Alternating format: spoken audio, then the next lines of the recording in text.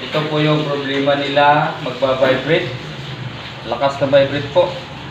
Kaya tumawag agad ng may-ari, rescue. Ito yung waste, magpa-vibrate. Kaya pala magpa-vibrate dahil sa may nakabara po. Ito.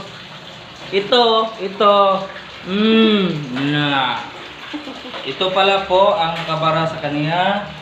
So, magba-vibrate ngayon, try natin.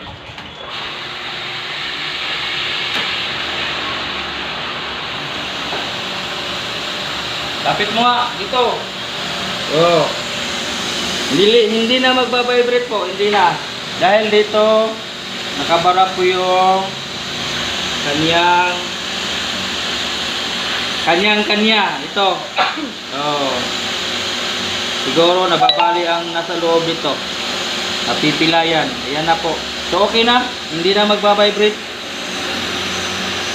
Ay malakas pa naman ang production nito. Ito lang pala ang diferensya. So ipapakita ko sa inyo ang kabuuan ng kanyang refilling. Ayan.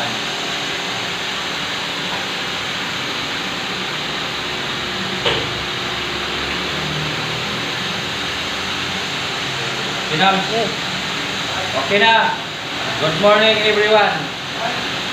Please subscribe my YouTube channel, like, comment, and share. Let's go! Hindi nga ko ito, naka-open lang doon, di kulang. Oo, ayan doon lang tape. Kaya kung paano kanina, punta, kung wala dito na ko na-discover na rin, palit nilang ba ito? Oo. Nagay ako mang na-open na rin, pag sinuho nga, hindi akong i-open. Pero dito na ko nakita ang katong kamting dito nakabara. Kung ano rin siya karon, pag sinuho nga, wala kang kapalit. Kaya kung makapalit ka, dito ang ipisipon ka ko, nakatong ipisipon dito. oo, pakita yun, igawa sa APC yun. Laka doon.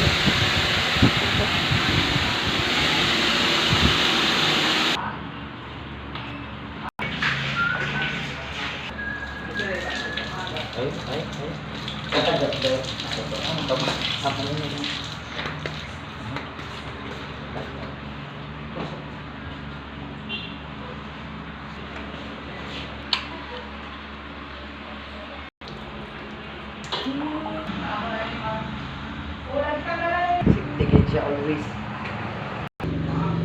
Igrihin na sige ako sa technique.